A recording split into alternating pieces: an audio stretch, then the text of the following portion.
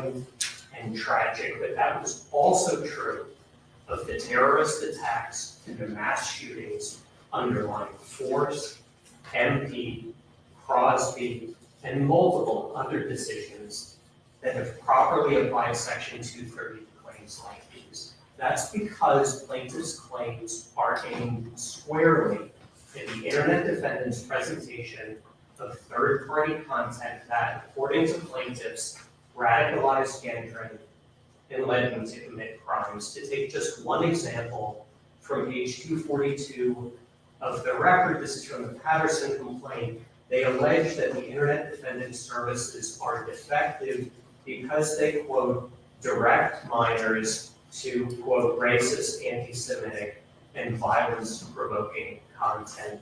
As we document in section 1 of the reply brief, plaintiffs' complaints are all about the publication of particular third-party content on the internet defendant's services. The Patterson complaint uses the word content 119 times. Salter, 127 times. Their entire theory is that it was lawful to make this content available and that the internet defendants can be held liable in tort for having done so. And that is the precise thing that Section 230 forecloses.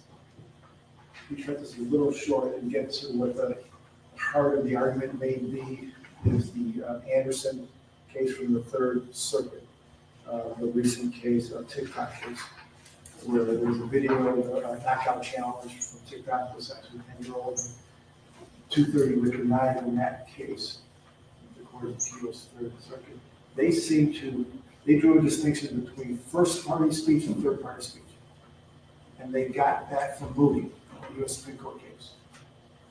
And do you care to be heard about that? I think what the rationale was that in Moody, the U.S. Supreme Court suggested that if you have algorithms, if you get platform has algorithms, there's some editorializing going on and sending content to people's feeds, that's protected speech, first party. It therefore follows it's not covered by 230, which covers third-party speech. That seems to be the basis of Anderson, which conflicts. You have MP, more recent case in South Carolina, right on point. Dylan Roof, everything's right on point, right down to the complaints, the allegations. But we now seem to have a split. There would seem to be the uniform authority at the federal level was toward the Fourth Circuit. It started with Zoran and they finished up here. But now we have the third saying, well, we're going to go this way. Could you address Anderson, the analysis there in that case? Certainly, Your Honor. So, Your Honor is certainly correct that there is an overwhelming body of case law, all of which supports us and which is where I've started. Anderson is a little bit of a strange case, and it makes one critically erroneous move, and that's the way in which it relies on Moody. Now remember, Moody is a First Amendment case, it's not a Section 230 case. I'm not sure about that. I'm sorry, Your Honor? I'm not sure I agree with you that it's not 230 case. Well, so, I mean, by its terms, it's addressing only the First Amendment. It talks about algorithms. The decision it talked about, it didn't talk about 230. The oral argument was replete with arguments, and this is where Anderson gets their 230 analysis from Justice Thomas, repeating questions. And 230 was an issue at the district court level there, it just never got to the Supreme Court. But I think this implication, again, is if it's first-party speech, then it's not third-party speech. 230 affects only third-party speech. Now, there was no First Amendment in the Third Circuit case. So we have that here. So that's the Supreme Court case may hurt you on 230. It seems like checkmate on First Amendment, but we can get to that later.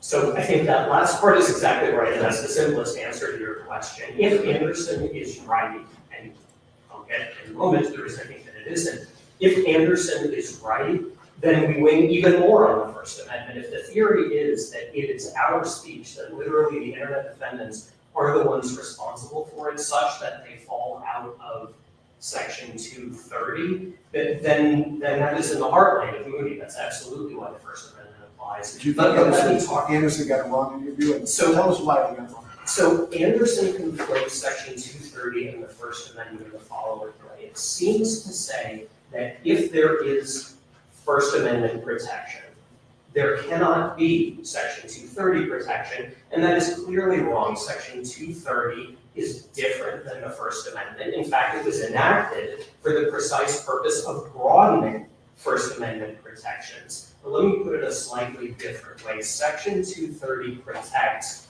publishing activity, and that can be either expressive or non-expressive.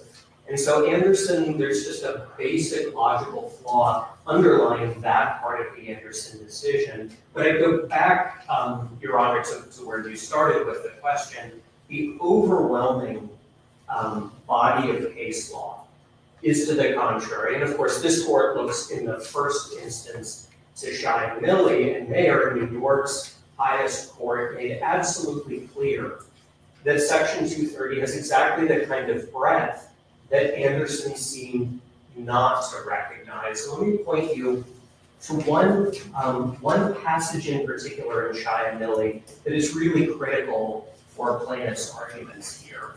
Plaintiffs have said that there is a critical distinction between what is being published and how it's being published, and only the what is protected and how is not. And Schiavone squarely rejects that argument. At page 289, it says, section 230 applies, quote, even where the ISP has an active, even aggressive role in making content available. The Second Circuit, in the Force case, held very similarly. It pointed to a whole series of things that section 230 protects, and those include, and these are all quotes, where content should reside, to whom it should be shown, and then also in what quote-unquote format the content should be shown in.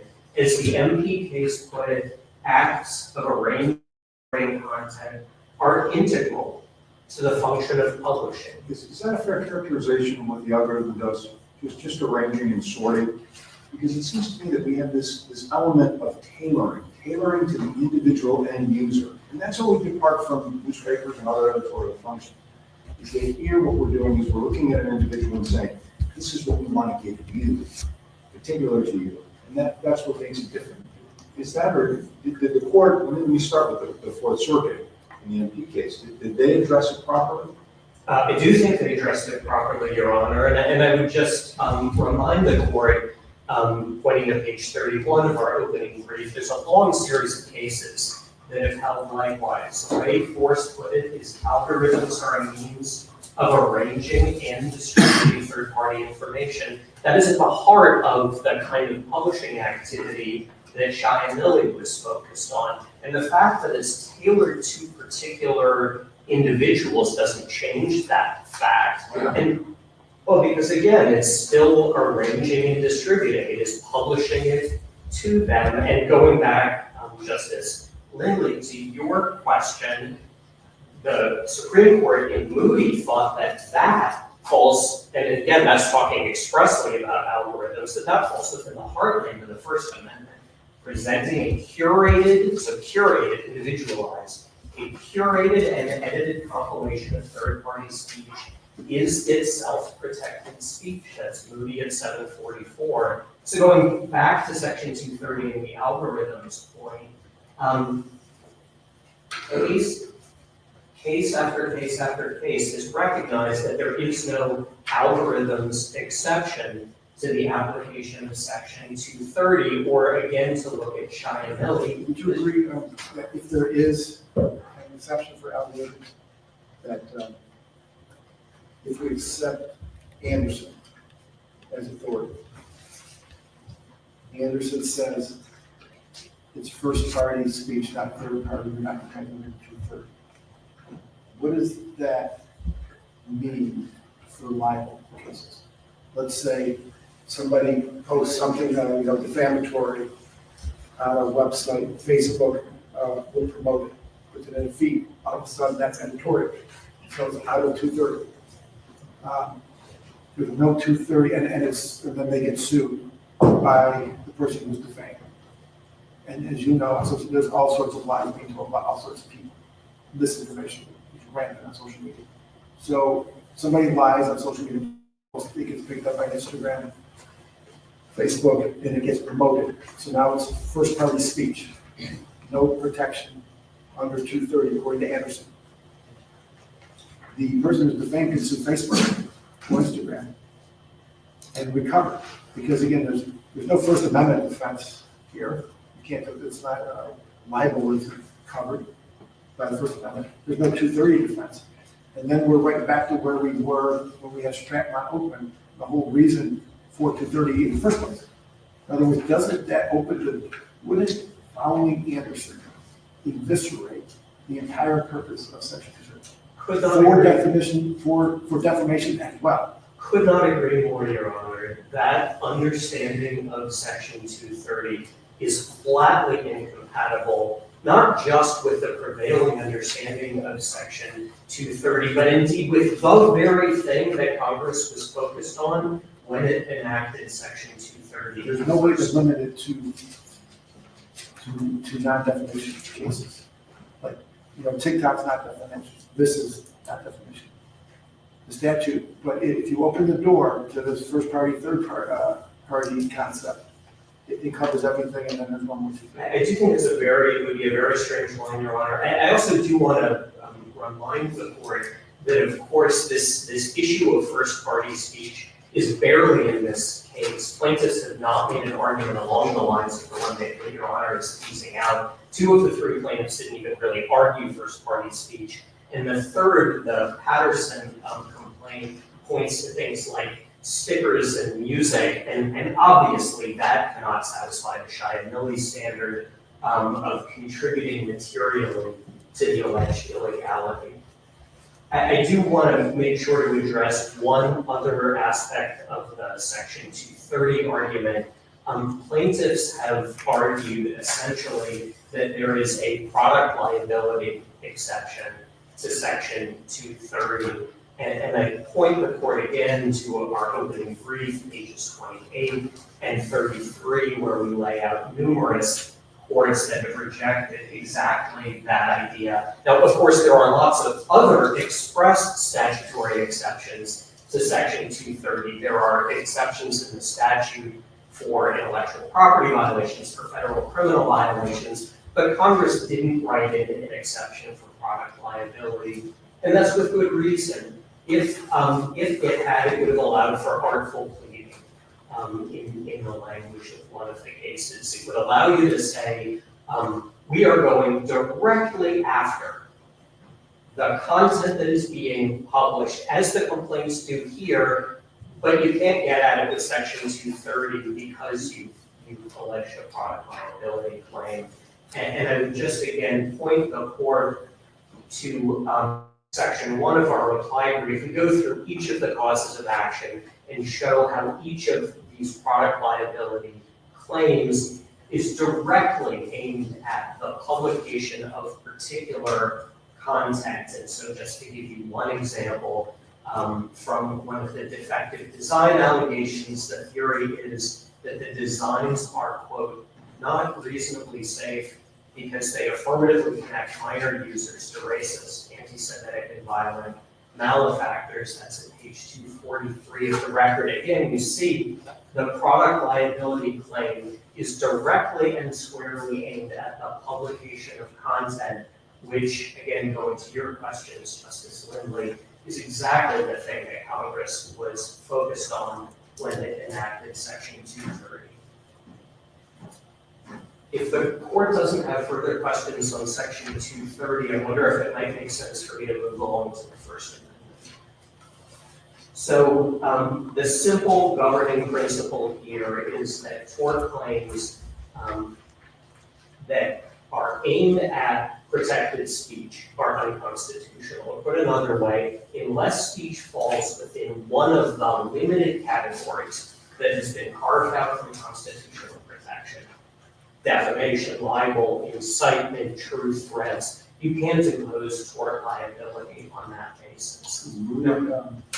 Moody was unbinding dicta is what one of the dissenters referred to it as. Kagan didn't need to go there, but if We find it persuasive, and I can't imagine a more persuasive source than 6 judges in the U.S. Supreme Court on a federal statute or and the First Amendment. Would that would cover all of the defendants who use algorithms, would it not? Yes, Your Honor. So I think Moody is exactly the right place to go, and that's for a critical reason. Plaintiffs have not fought, they have not joined issue on that principle I started with. And under Snyder versus Phelps, it would be very hard for them to do so, right? Snyder versus Phelps is a case involving odious speech, a claim of intentional infliction of emotional distress, and the Supreme Court says we're not going to allow tort liability for that. So plaintiff's argument instead is this isn't speech, it's just conduct. And what Moody says about that, on page 727, is that this is a, quote, serious misunderstanding of First Amendment precedent and principle. And then it goes on to say, presenting, and this is the quote, Justice Nowak, that I read to you a moment ago, presenting a curated and edited compilation of third-party speech is itself protected speech, or as the court said elsewhere, it is a distinct expressive offering. And so under those circumstances, Moody applies directly here.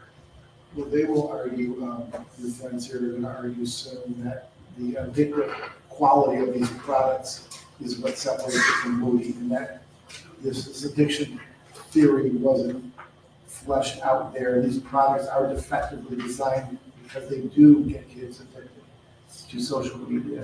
What would be your response to, that's a distinction here that was an issue that was not relevant?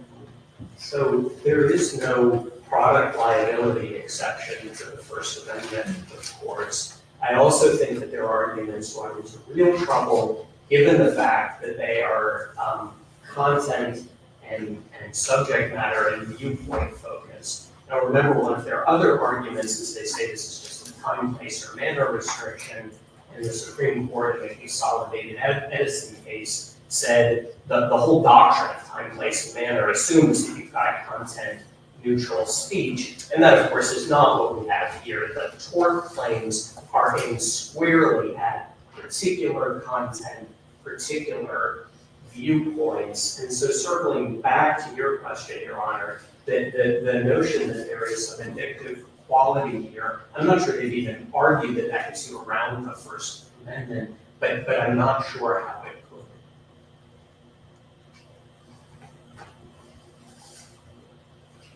So let me turn then to the New York issues. As the court knows, we've raised 3 different issues, and I'll address them briefly, each in the order in which we briefed them. The first is that the defendant's services here are simply not products within the meaning of New York product liability law. Product liability law typically it regulates standardized, tangible products. That's the way the New York Court of Appeals characterized things in the Terwilliger case. And there are 2 sort of foundational problems here that get us outside of the realm of traditional product liability.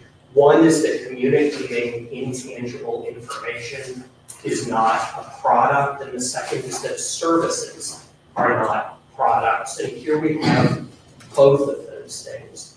Product liability law is geared to the tangible world. That's the language of the seminal Winter case that relies on this court's decision from Waters going back a ways. And that's for good reason. It is when you have standardized, tangible products that it makes sense to impose the design burden, to impose product liability law on the manufacturer. Using software, computer software is tangible. Some could get cases on that, which we hand over to somebody, but internet services, the internet are just services because it's not anything physical that you can pick up and take with you. Is that your argument? Sort of, Your Honor. So starting with the software point, there are some cases that have said that under limited circumstances, software may be akin to something tangible. But courts have stayed far away from applying product liability law in any other domain of anything intangible. And so we see that, for instance, in a product liability case. This was James versus Meow Media by school shooting survivors against the manufacturer of a video game. And the United States Court of Appeals for the Sixth Circuit said that is not the stuff of product liability law. And if it were, and Walter gets directly into that, it would require courts to identify the dangers inherent in speech, and so it would raise very significant First Amendment concerns. And just briefly on the second point,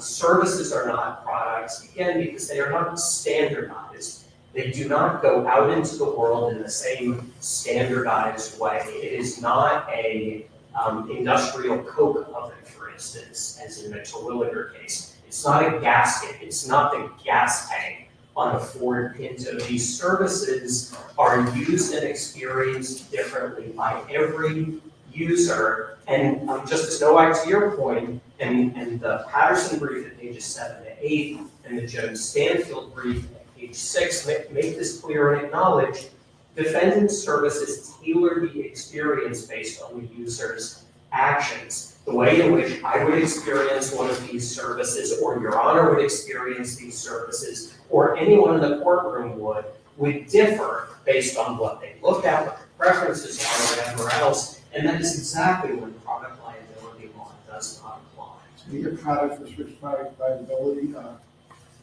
does somebody have to purchase this product? Like, Facebook is free, not Instagram. I think I read in your brief that your products, your services aren't products because they're not purchased. Is that part of your argument? It is a small part of it, but that is not in the focus of our argument, Your Honor. I think the key here is that services, because they are experienced so differently, are not products. And I would note, there is no New York court that has recognized an online service to be a product. The Intellect Art case is probably the closest, and that was an online consumer review website, and it said that that is not a product. And at pages 59 to 60 of the opening brief, we cite multiple other cases that have held likewise. Let me turn briefly to the duty of care point, if I may. On that, there are two simple principles that govern here. One, negligence generally requires a duty running directly to the injured person. That's the New York Court of Appeals in 532 Madison, but that is not what plaintiffs claim here. If you look at the complaint itself at pages 249 and 253, they assert that there is a duty to the public at large, and that notion is flatly inconsistent with what this state's highest court has said about how duties generally are recognized and run. The second key principle for purposes of thinking about duty of care, and this again comes from New York's highest court in the Hamilton versus Beretta case, a defendant generally has, this is a quote, generally has no duty to control the conduct of third persons so as to prevent them from harming others. There's a very limited exception for circumstances where the defendant has actual control over the wrongdoer or a special relationship with the people who are harmed, for instance, in a landlord-tenant situation or an employer-employee relationship. But we don't have anything remotely like that here. Counsel, what about the Davis case from the Court of Appeals? That's the one I think, but I may get my cases confused.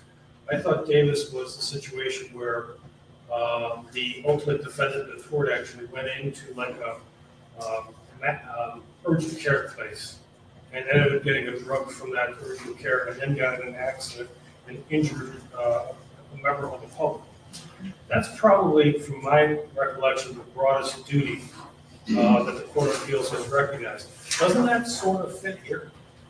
So, no, Your Honor, for the following reason. If I have the case name wrong, I apologize, but it's I think I've got it right, because I've written on that case before. So there is a line of cases, and it's quite narrow, and those are ones in which the product directly harmed the third party. So to take a slightly simpler, Forgive me for interrupting you again.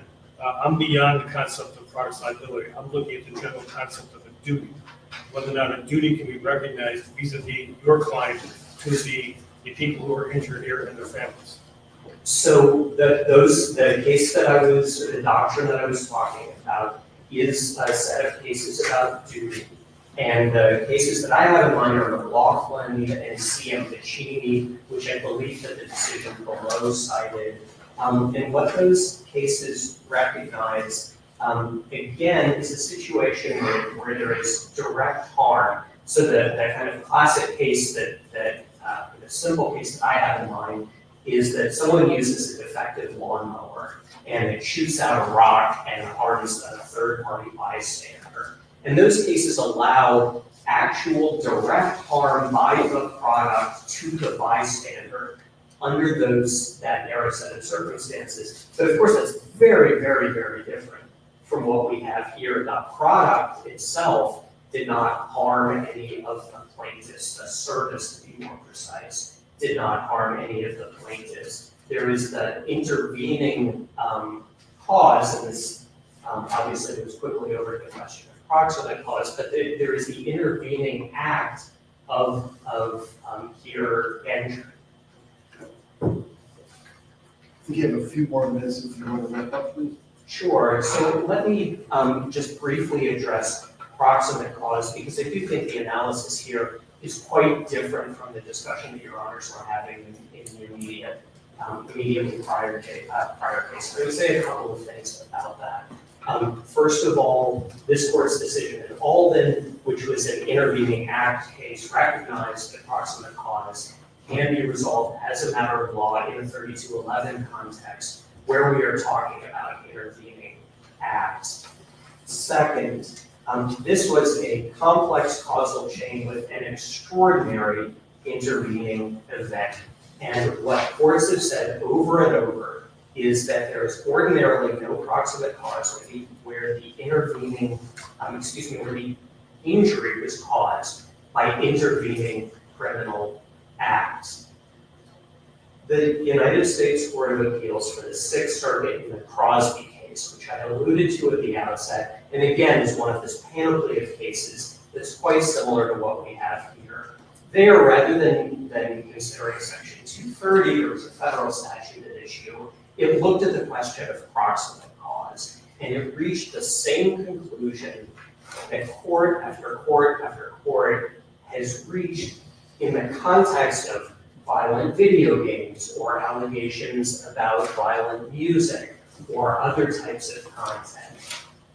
The case before your honors today is not new in the following sense. There have been many, many cases that have been brought where someone was alleging that violent video games caused, for instance, the Columbine shooting, or someone listened to music that in their view was inappropriate, and that caused someone to act out. And in a long series of those cases, and we cite them in the First Amendment section of our brief, we talk about them in the product liability section of our brief, and we talk about them in the proximate cause section. Courts have recognized that you have a real problem with a theory like this, and, turning back to your honor's question, a particular problem in the context of proximate cause.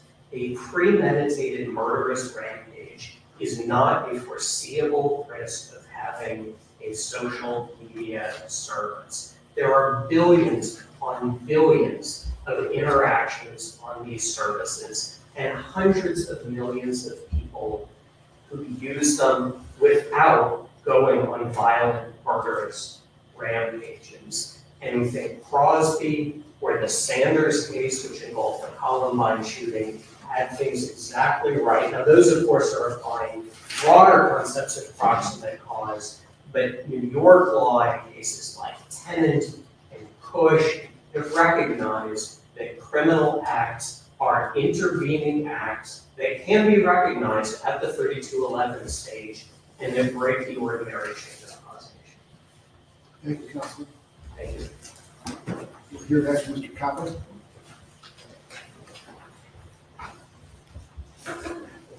Thank you, Your Honor. Moez Kava on behalf of the Amazon and Twitch defendants who are the Patterson Salter cases that may please the court. So of course, we join all the arguments that were just made. We rise separately to highlight a couple of additional independent reasons why these claims cannot proceed against Amazon and Twitch. I'll start with Section 230. I'd like to talk about why Amazon and Twitch are in this case. Fundamentally, this was admitted at the argument below. Plaintiffs are making a facial attack to live streaming. That's why Twitch is in this case. It's because Twitch provides a live streaming service. What plaintiffs say, and this is throughout their complaints, is live streaming as a means of communication is problematic. And that the availability of live streaming itself needs to be addressed. Well, as this court knows, we can see here, live streaming actually has enormous benefits. During COVID, it connected priests and parishioners in church services. It allowed people to engage in political discourse in real time. There are 100 million users of Twitch in any given year. They post billions of minutes of content. This live streaming allows courts, in the words of presiding Justice Whalen, when announcing that arguments from this department would be live streamed, to connect with the people, to connect with the citizens and ensure accountability and transparency. So, you started with 230. Twitch, there's no algorithms, if I understand correctly. Your client doesn't use algorithms. It's strictly third-party content. Is that correct? There, at issue in this case, Your Honor, there is no claim about addicted algorithms as against Twitch. At issue in this case is really what Chiamelli directly addressed, which was providing, in the words of the New York Court of Appeals, providing a forum for others to post content is at the core of what Section 230 protects, even though in Chiamelli, the content that was being posted, that the forum allowed to be posted, was unlawful. In that case, it was defamatory. And then you can get to the second part of what plaintiffs allege here, which is there needs to be a delay. You have to take a lie out of live streaming. And again, Chiamelli addressed this issue, and it said Section 230 bars claims where you seek to hold the defendant liable for not, quote, postponing content, or for the decision to publish content. So under 230, there really can be no question, whether it's under your Honor said in the Anderson case before, even the Anderson case recognized that if we were talking about essentially a repository for other people's content that was being published, that's a very different case, even under Anderson. But here, I don't see how this court can stray from what Chiamelli said is core 230 principles. Trial court here, if I'm not mistaken, didn't have much to say about your client's algorithm. The trial court said nothing about Twitch, said nothing about live streaming. There's just nothing there. They treated you like social media, like all the social media defendants were in the same boat. Some use algorithms, That's apparently doesn't, and That's exactly right. The trial court's opinion below, Your Honor, did not address any of our cases on the First Amendment, nor address the 230 issues that were unique to Twitch. What the trial court's, if this court looks at the trial court's reasoning, the trial court's reasoning was really reliant on addicted algorithms in the trial court's words, which we of course agree that is protected under the law, but addictive algorithms that sort of push radicalizing content out to the shooter. That is not what we have here. In our case, what the evidence is, or what the facts are, is the shooter went on Twitch 3 times before, streamed on Twitch 3 times, I think for a total of 19 minutes, before a horrific crime that happened. you would have denied that the shooter wasn't part influenced by the ability to live stream based on what other shooters have done before. But I guess your point is that that fact, that allegation is irrelevant legally. Is irrelevant legally, Your Honor? But you don't dispute the fact. What was motivated? What the shooter said, and what's alleged in the complaint, is that the Christchurch shooting was something that the shooter was motivated by. That, by the way, just to be clear, that is not something that's alleged to have been streamed on Twitch. That was actually streamed on a different platform. So I don't dispute that that is the Dylan Roof videotaped it, did he not? Live streamed, I'm sorry. Dylan Roof live streamed. That may or may not be. It ain't- I don't know if that's in the record, Your Honor, but I don't dispute that. My You don't point dispute is, the danger with live stream that apparently these mass shooters now feel the need and are persuaded they see it and say, yeah, I'm gonna do that too. What that means legally is a different matter, I guess is your point. certainly, Your Honor, and the availability of live streaming, not just through Twitch, through many other platforms, that cannot possibly create liability for those who provide this means of communication. Certainly not under 230, and everything you're just describing necessarily says content that from others that was viewed on an internet service provider is now going to create liability for that ISP. That's precisely what 230 says you cannot have. And the notion, if I may just briefly address that, Your Honor, even with respect to Twitch, those allegations are not clear that he saw anything on Twitch that motivated it.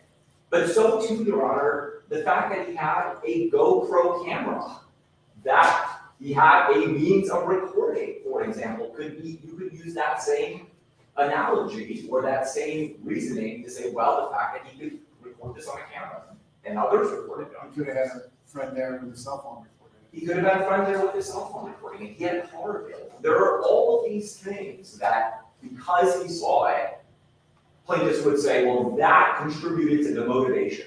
But there is not a case that says seeing some other content that may motivate someone to do something unlawful means that the people who posted that content are now liable for it. That is what 230, again, Schiavelli protects. I want to shift to the First Amendment because even if this court said, well, we think, Schiavelli somehow does not apply. How is your argument, Counselor, different on the First Amendment than it is for the other, the first appellate?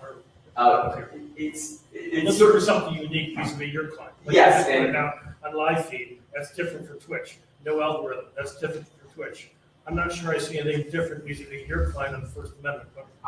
But Justice Kern, I certainly think my colleague here did a wonderful job articulating the First Amendment principles, but there are additional principles at play here. Because, as I described, the fault here that is laid at Twitch is the availability of live streaming. What plaintiffs argue is you cannot allow live streaming.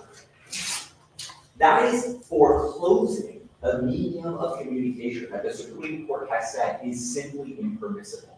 There is case after case after case that has held live streaming is protected under the First Amendment. There's a Fourth Circuit case concerning live streaming of interactions with the police. That's the Sharp case. There is a case, Blue Ribbon, which is from Idaho, that again holds live streaming is different. It is unique. It's self-protected under the First Amendment. The Supreme Court has said, the Second Circuit has said in Fox versus FCC that the government may not even punish broadcasters for live streaming things that would otherwise be improper or offensive under the FCC's rules. Did they say unfettered live streaming? And there's so many allegations here, so forgive me if I get it wrong, but one of their allegations in the complaint might be that there should be some restrictions age-wise, who can live stream on Twitch, some other parental consent, some of those things that are those foreclosed by the First Amendment too? In many respects, yes, the Supreme Court has said in the Brown case concerning video games and in other cases that you can't say age verification is required in order to allow a service to be offered. But again, there's an important factual point here, Justice Lee. The shooter was 18 when he used Twitch to live stream. So you can't even get into age verification. And I think it's quite Orwellian if the rule has to be that Twitch or any other social media company is gonna have to start deciding who is and is not allowed, that they're gonna do some background check, they're gonna do some independent decision, which no law requires and no First Amendment jurisprudence has held is required in order to decide who will live stream. Their theory is there needs to be a delay. That is the theory of the case here against Twitch. And that, again, gets rid of the means of communication, a way to deliver But communication. that argument, according to you, makes the 230 and the First Amendment argument all the stronger for you than it even does for Meta. Well, I think, I would certainly say the arguments under 230 and the First Amendment are the strongest for my client, yes. I think they are I thought I strong. kind of just said that. Yes, you are absolutely, I think they are strong for everyone.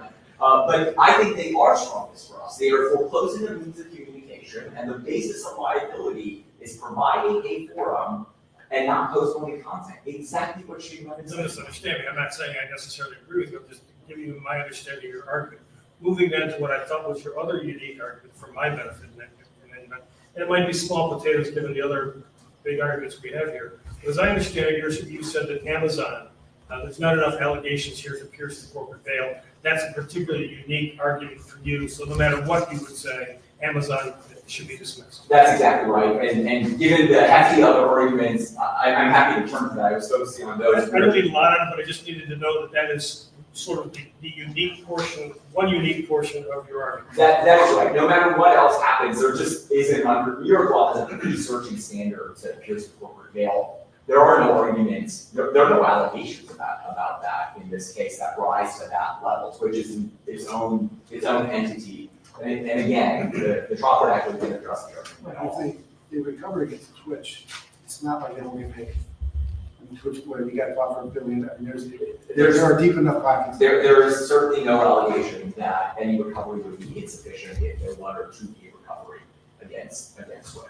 Or that there is such dominion and control, which is the language of the New York courts, that Twitch is effectively a nullity as its own independent entity. Hopefully we never get there because of the 230 and First Amendment arguments, but certainly that's another argument. We've also made arguments on how the product liability law just does not fit here.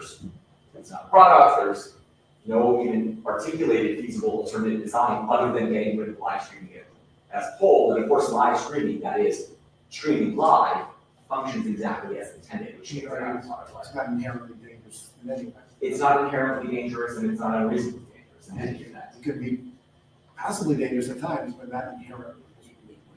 And I would say even live streaming itself is not the danger. It is a criminal doing something terrible, as happened here, but not the billions of minutes of streaming or, again, what we see here. So unless there's further questions for me, we'll rest on it. Thank you.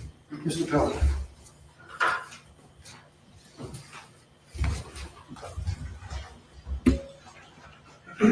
Thank you, Your Honor. May it please the court, I'm Joseph Allen here for Discord.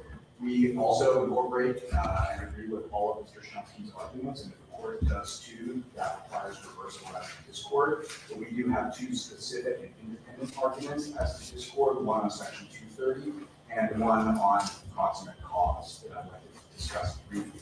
Before I do that, I think it might be helpful for me to just explain to the court very briefly what Discord is, because I think it might be less familiar to you than some of the other platforms at issue here. Discord is basically a series of chat rooms and bulletin boards. And if you look at the record, page 1070, there's a kind of stylized representation of what one of these servers looks like after the chat rooms are called. And the posts appear in chronological order. People post things and then they just kind of Quickly to post a third party, there's no promotion, there's no algorithms here, is that right? Exactly right. There are no algorithms. There are no content recommendation algorithms. Discord doesn't push content at people. And this is reflected in the Attorney General's report at page 8, where the Attorney General notes that Discord is different. It operates under a subscription model. It doesn't take advertising. So their strict product liability claims aren't based on algorithms for use, or you one of the defendants where they say that the design defect is badges or like rewards for use, like on Twitter, they're not part of, you get blue check mark or something, is that a claim against your? As best I understand it, that is part of the claim. I think that the part of the claim too is about kind of classic third-party content that we allow. And that's Heartland Section 230. And the reason that this lack of an algorithm is important here, and I think just to button that down a little bit further, there's a lot of kind of undifferentiated reading in these complaints, where they say social media defendants have algorithms. But when you look at the actual specifics, when they talk about algorithms, and they do in quite great detail with respect to some of the defendants, that section of their complaints are completely silent on Discord. And again, that reflects the fact that there are no algorithms. Discord looks a lot like the bulletin boards and chat rooms of the 1990s. Your Honor mentioned the Stratton case. That was about Prodigy. There was CompuServe, or if you remember some of these services. Discord, in many ways, is a version of those services that existed at the time that Section 230 was. So if you take their representations at face value, they say right at the beginning, we agree this is not about content. If that's true, you're in a pretty good position. Exactly so, Your Honor. So the reason that the algorithm allegation, the role it plays in these complaints, they say we're not going after third-party content. We're going after these recommendation algorithms that expose people to harmful content and ratchet up an addiction. And they do that in order to get out from under Section 230. We don't think that works for all the reasons that Mr. Shumsky said. The algorithms are heartland or protected by Section 230. But you don't even have. But we don't even have them, so if the court disagrees and thinks that somehow algorithms make a difference under Section 230, that doesn't affect the liability of Discord. Because if you look at what they allege for Discord, they say the shooter posted a private diary on Discord. He didn't make it accessible to anyone until right before the shooting. It's third-party content. That he posted body armor. The Attorney General pointed out that there were no kind of racist or extreme comments. It was just posting about body armor, third-party content. Then he posted a link to the live stream from Twitch's counsel about the live stream. He simply posted a link. It's third-party content. A link that was then copied, downloaded, and viewed over 3 million times. So these folks in the courtroom and their relatives, friends, had to see their relatives being slaughtered all over, all online. And I don't for a moment minimize that harm, but critically, that is third-party content. That link that was posted was posted by a third party, by the shooter, and that is Heartland Section 230. So you mentioned the badges. You know, you can look at page 13 of the Patterson brief to see an example of what they're talking about. It's not a complaint at all. There's no way that these badges motivated this shooting. There's no allegation that this shooter saw these badges or was somehow motivated to get the badges. I'll say this, if the case against Discord is hanging by the badges, if content's out, with no algorithms, then proximate cause, I'm not sure I see a stronger proximate cause defense for you. That meaning, giving somebody badges is foreseeable that they're gonna go shoot up a store because they get badges. I couldn't agree more, Your Honor, and that takes me to the proximate cause issue, which is our second independent reason. So we talked about Section 230, the lack of algorithms and the lack of improper allegation or allegations. On proximate cause, as the court knows, the theory here is that the shooter was exposed to extreme content, led to an addiction that led to this horrible tragedy.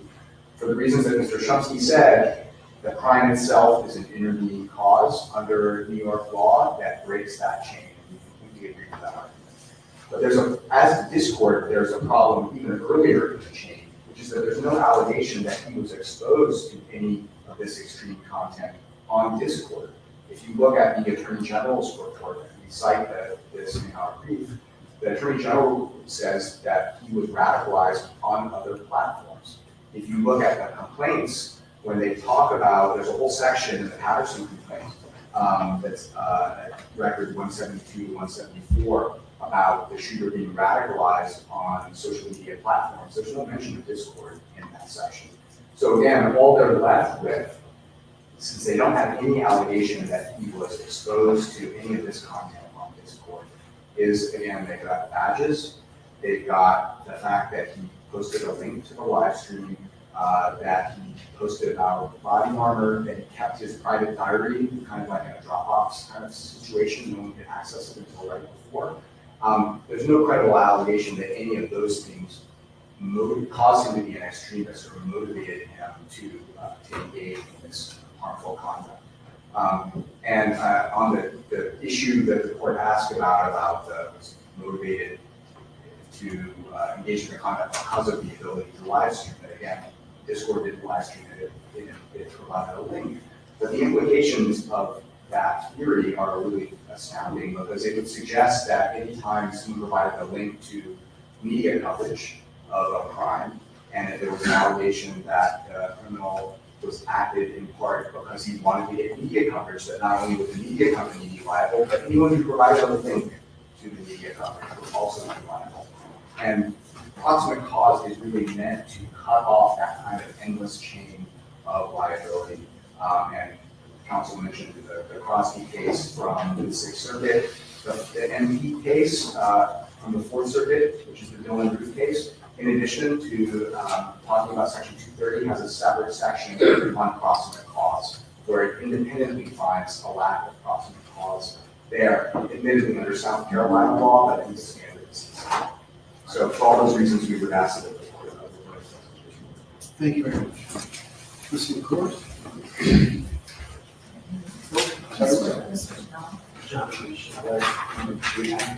Oh, yes, I'm sorry. Thank you, Your Honor. May it please the court. I'm presenting an argument on Snap's individual brief in the Salter case specifically. And we agree completely with Mr. Shumsky's arguments on behalf of the internet defendants as a whole. But the complaint against Snap and Salter is uniquely deficient because the Salter plaintiffs correctly do not allege that Snap had any proximate connection to gender integration crimes. This goes to Judge Lindley's question in the last argument. If all there was to hang your hat on in this case was badges, could there be proximate cause? The answer is clearly no, but that is the case in Snap and Salter. Snapchat is a camera app that helps people send photos and messages to their friends. The Salter plaintiffs correctly do not allege they showed him any extremist content or used algorithms to promote hate speech to him. And they also correctly do not allege that Andrew used Snapchat to carry out, plan, or broadcasting crimes. Their only theory for why Snap should be held liable for those horrible crimes is that beginning in Andrew's early teens, he used Snapchat for messaging them, and that it occasionally gave him rewards like virtual trophies when he sent a message to his friends. They go on to allege that those virtual rewards made some unspecified contribution to his internet addiction, which made him more isolated and vulnerable to radicalization. And then over a period of 2 years that he became radicalized elsewhere on the internet before deciding to commit this horrible crime. And your honors have a lot of issues before you today, but the proximate cause issue this case presents is a relatively easy one. We just ask the court to enforce the rule we all learned in the first semester of law school, which is that proximate cause requires some proximity or logical connection between a defendant's alleged conduct and a plaintiff's injuries. And with respect to my colleagues on the other side, I don't think the Salter complaint against Snap would make for a very interesting law school headbook, because the answer would just be too obvious. Showing someone a trophy when they send their friend a message does not proximately cause them to commit a shooting. I'm mindful of Justice Kern's observation earlier in our argument that proximate cause is usually an issue for the fact finder, but Payne versus Jameson is very clear that there are circumstances where it can be decided.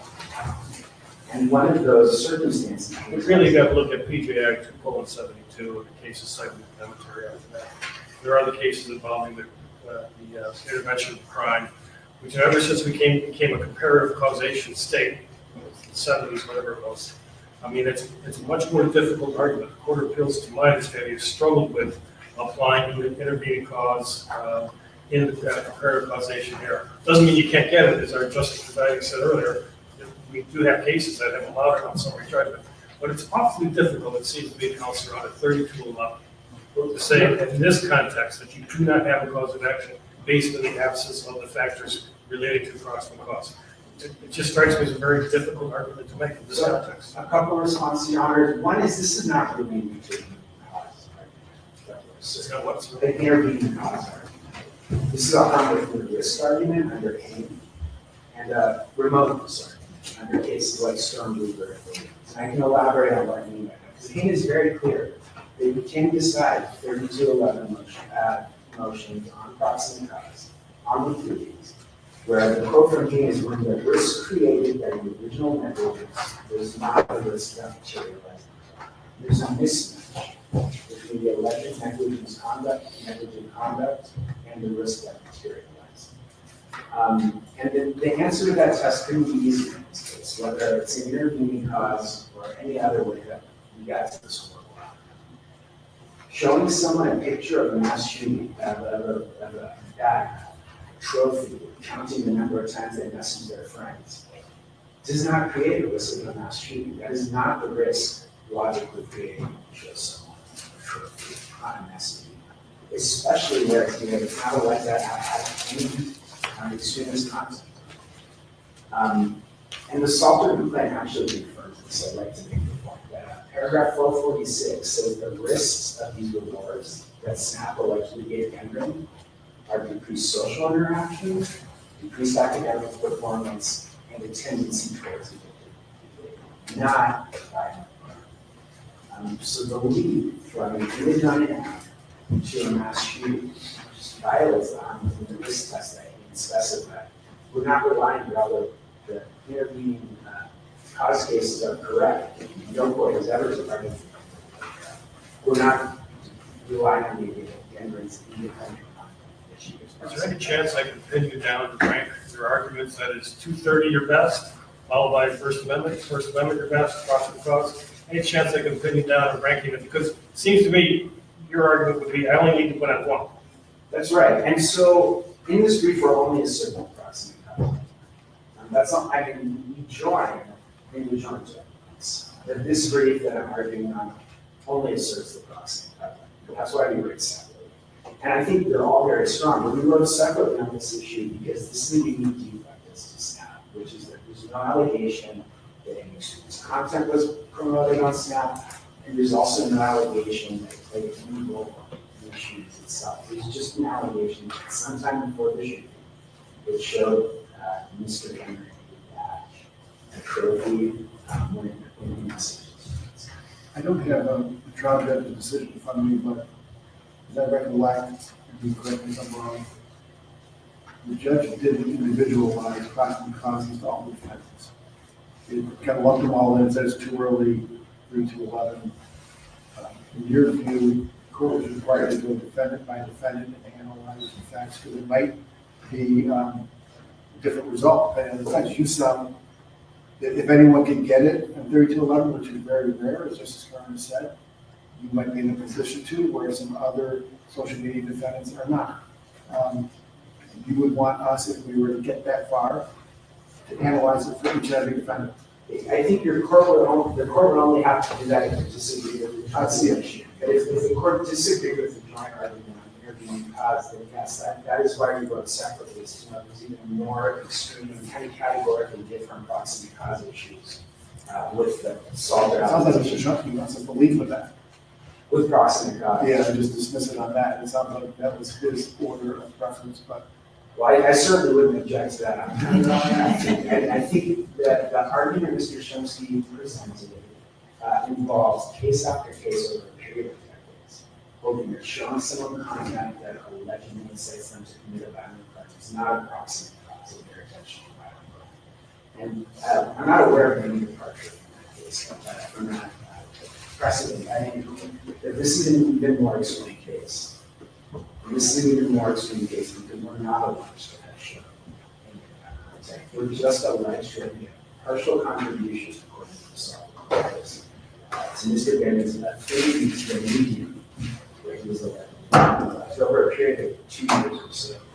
And if that were enough to support proximate cause, then Nintendo, the maker of a non-violent video game, could be brought into court if someone who played the game illegally played a violent game, because they had introduced that person to the media.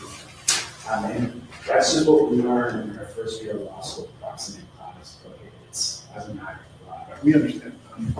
He's not here from 4chan, Mr. Wood.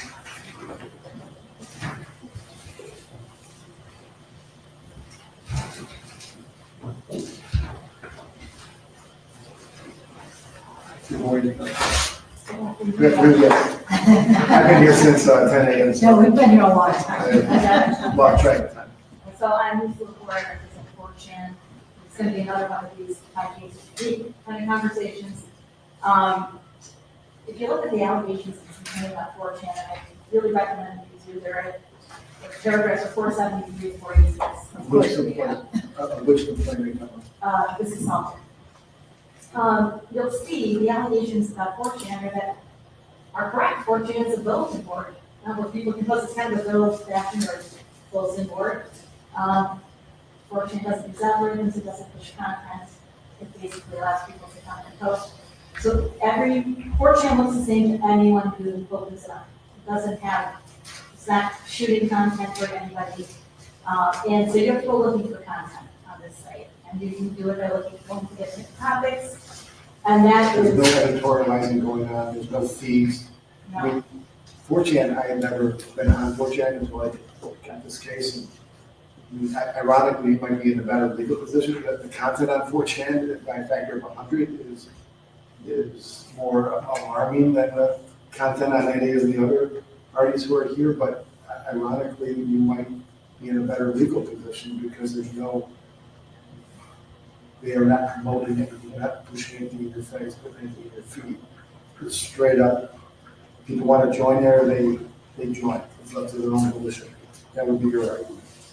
yes, exactly. That would be the argument. Because there's been a lot of conversation about Mr. Denning being exposed to material, but on 4chan, you have to go looking for material. You're not really being, you're not just having things being exposed to.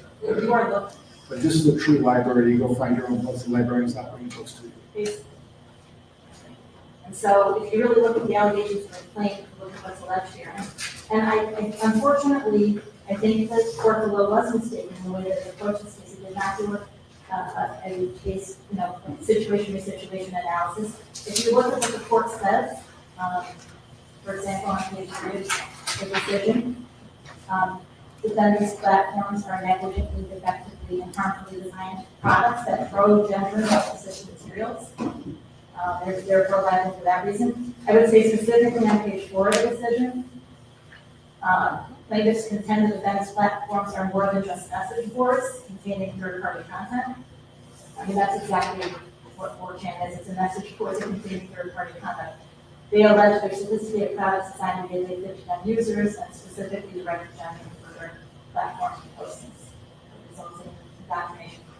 This is a classic bulletin board case. I'm sorry to believe there still are programs out there like this, but there are.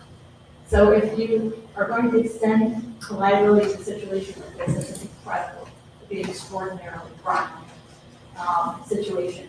But again, none of the cases also. For even the cases that you've been talking about today that might have gone the other way in those situations, I think in those cases, like you said, this type of a platform just doesn't fall. When it calls here to be within the provision is, backed by the First Amendment. And I also would join in and will not repeat the arguments about proximate cause. I think this is a pretty far afield argument on proximate cause because it's, yes, Mr. General was exposed to ideas that could have happened in the library. It could have happened in I'll say this, I mean, we have some other legal items, but the radicalization, there was one form, if you were to rank the forms, where I might have to put 4chan at the top of the list, but doesn't mean they're not entitled to protection under 230 or some other law, but it does seem like there's some very disturbing white supremacy material. that's probably there. Yes, there's disturbing content, and that's sort of my last point, is that there is no way that you can look at 4chan and say this isn't about content. It's about content, and the content is repeatedly asserted, in my friends agree, they repeatedly comment on the content to get you approximate house analysis. That content, odious as it may be, is hate speech, racial language, is protected by the First Amendment. Exactly. Different. We will switch over to the plaintiff respondents, and Mr. Elmore, will you go first? Thank you.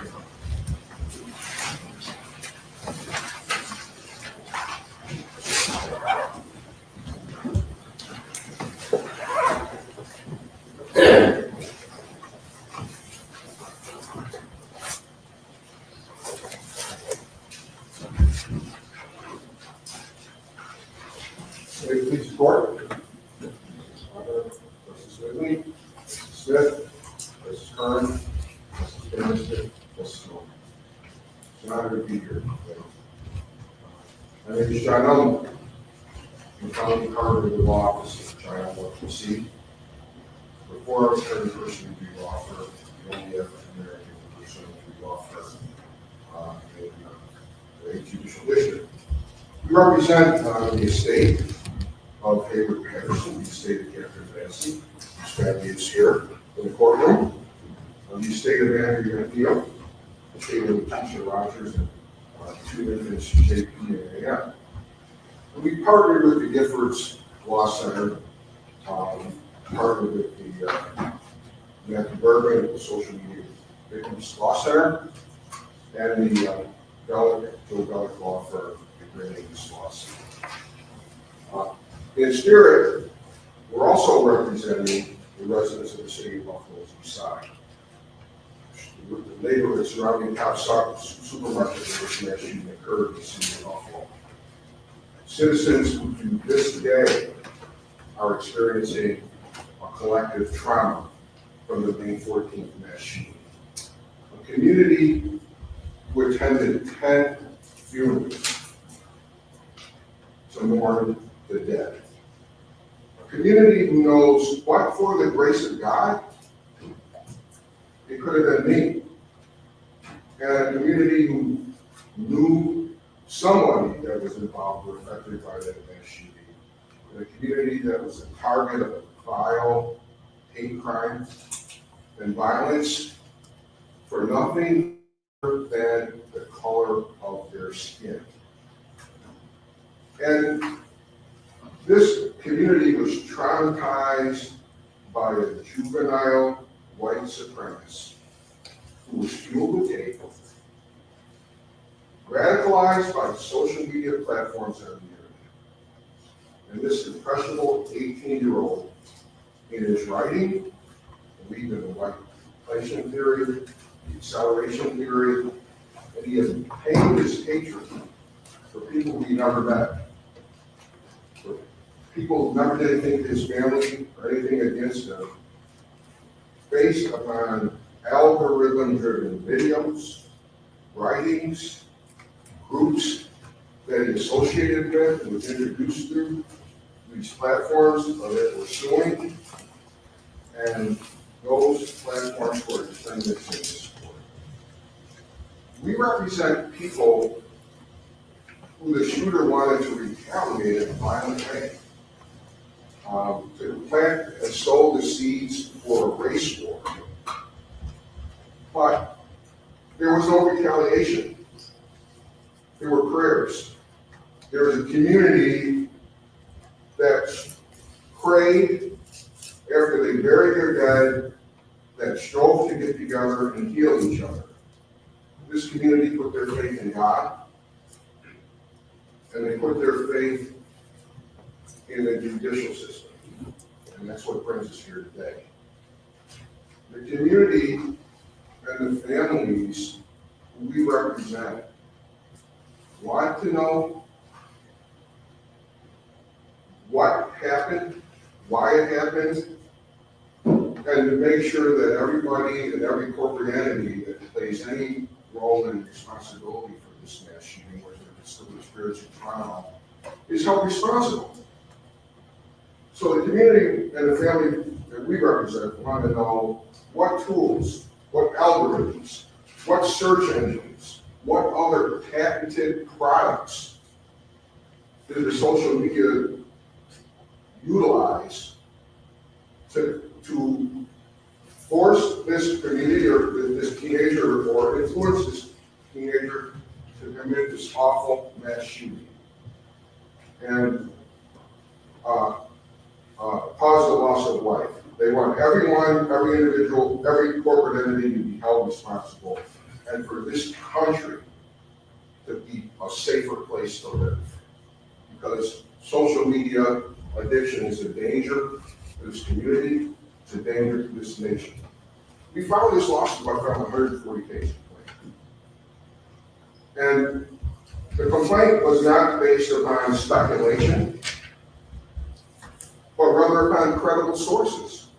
The New York State Attorney General's office came to the conclusion that Peyton Gendron became radicalized and motivated to commit this mass shooting by social media platforms. They were the same ones that were suing. Attorney General is the highest ranking law enforcement officer in the state of New York. Then we looked at the shooter's online writings. He says that he never had any problems with animosity towards African Americans until he was force-fed online white supremacy materials. He was led to chat rooms, writings, videos, and extremist theories. He was encouraged by the notoriety that the algorithms brought to other mass shooters that were streamed online. And then he went down a rabbit hole. And this lawsuit is about social media addicted teens and an irresponsible industry that places profits and keeping users online for as long as possible, day in and day out. The defendants have moved to dismiss pursuant to CPLR 3211 on the misconception that our complaint fails to state a cause of action.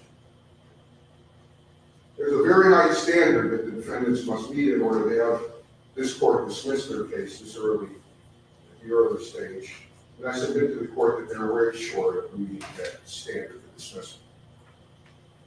In determining whether a motion to dismiss should be granted, the court must assume that all the facts in the complaint are true, as alleged. The plaintiffs must be afforded the benefit of every possible inference and determine only whether the facts alleged fit into any cognizable legal theory. And we submit that Judge Farrell got it right in denying the defendant's motion and to dismiss and allowing the lawsuit to proceed to discovery. Defendants, they contend that Section 230 of the Communication Decency Act bars this lawsuit. They also contend that this case is based upon third-party content based upon the First Amendment. Justice Farrell, well-respected jurist, disagreed with that argument. And I submit to this court that you should do the same. Section 230 states that no provider of interactive computer service shall be treated as a publisher or speaker of any information provided by another information content provider. The law preempts New York law where claims would necessarily require an internet service provider to monitor or moderate third-party content. On the other hand, an interactive computer service provider is liable for its own content, its own speech, and content that they co-create. This lawsuit is not a lawsuit against publishers, okay? Publishers copyright the material. Companies that manufacture products patent their materials. And every single one of these defendants has a patent. And it's because the products that they patent were dangerous and unsafe that it should be, alone should be enough to allow this lawsuit to proceed. Our lawsuit is a products liability lawsuit, a defective design of these social media products that deliberately target minors with addictive features that they know they're addictive, and algorithms that favor violent and disturbing material in order to generate advertising revenue. And one of the things, in addition, manufacturers patent their products. Anytime a manufacturer places a dangerous product into the stream of commerce that they reasonably know creates an unreasonable risk of harm to the public, are liable under New York State products liability law. It's plain and dirt simple. The complaint which we filed against the social media defendants is based upon New York State products liability law. The complaint makes detailed and extensive allegations how the design of the social media products interact with adolescent users. To promote addictive use, we allege that the shooter's racist radicalization resulted from the defendant's decision to promote user engagement over public policy. The resulting racist, anti-Semitic ideologies of this mass violence were entirely foreseeable based upon the consequences of these designs. Now, whether or not this case is a product, the leading case in our group, we cite, is Twilliger. Look at the 6 factors in Twilliger, and then do an analysis. Number 1, in this case, there's a high interest in protecting the life and health in New York State. 10 people were killed. 3 injured, and an entire community paralyzed. That's 1. Second, under Twilliger, this is the product. Social media targets teens and markets them aggressively, all hours of the night. Third, the defendants have made billions of dollars from their addictive products, and the millions of dollars that they've made are based upon teenage user engagement, as we will allege in our brief. They can design these products differently. They don't need to deliberately addict children or facilitate violence.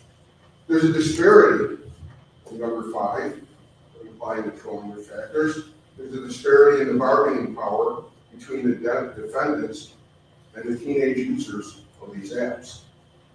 And then number 6, and this is why discovery is so important, because the selectiveness and complexity of the social media make it very difficult for any user to know the extent of their tortious conduct. The defendants in this case, they allege that their products were not the proximate cause of this mass shooting.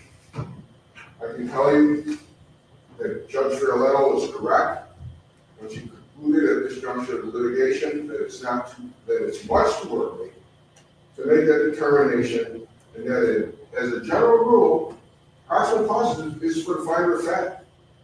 And I respectfully ask this court to respect Judge Fioretto's ruling on proximate cause. The court should be mindful of this fourth department's ruling in the Leampichin versus Ridley Brothers ruling that a manufacturer is liable even when its defective product injures innocent bystanders and not those not using or utilizing the product. Let's look at the First Amendment. The First Amendment doesn't mean that anybody can say anything anytime they want to. Somebody in the courtroom right now wants to disrupt what I'm saying, they don't like what I'm saying, they're going to get live escorted out here and maybe locked up. So it doesn't protect all speech. We believe that the First Amendment, and the court should agree, doesn't also protect machine speech. And furthermore, it doesn't protect fraud, it doesn't protect failure to warn, it doesn't protect negligence, misrepresentation. Artificial intelligence and algorithms that feed user content, not because the user wants to see it, but because the user can't look away from it, is this type of speech that shouldn't be protected, the data speech that shouldn't be protected by this court.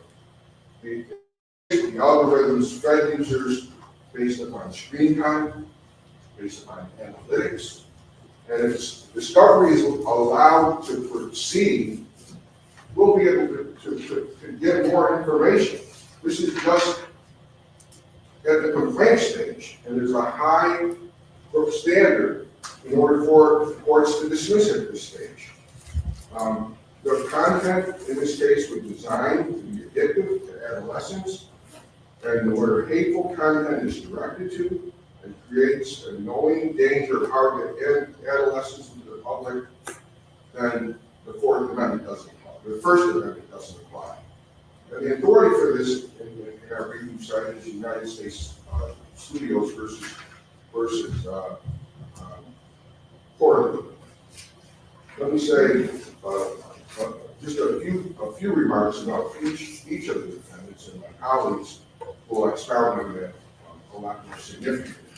But Meta uses Facebook and Instagram to monitor teenagers' posts, photos, interactions with friends, visual communications, and internet activity off of all platforms.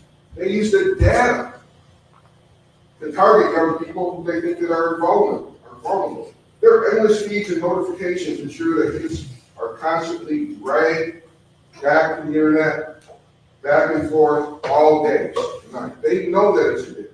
If I could clarify, if I'm understanding your complaints, your allegations in your complaint are that Facebook profits if there's racial derogatory post language being made, and that is promoted by Facebook. They internally have made determination that that is most likely to get engagement from viewers, a response one way or another, and that drives revenue. You have cited some detailed evidence to support those conclusions here. That's at the heart of your claim against Facebook, is not? That is the heart of the claim, and that's the absolute reason why this court shall allow this lawsuit to proceed. They know racial posts and attacks on other races are going to make them money, and they promote them intentionally. They're algorithms, so to speak. Not only does it make them money, Robert, it makes them billions of dollars. One of the richest corporations that the world has ever seen.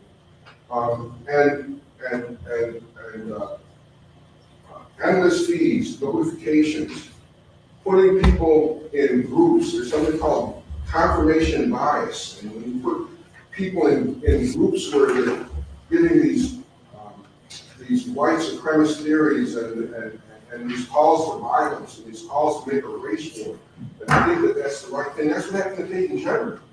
And that's what this lawsuit is about, and that's why this court should allow discovery to go on, so that we can extract more information.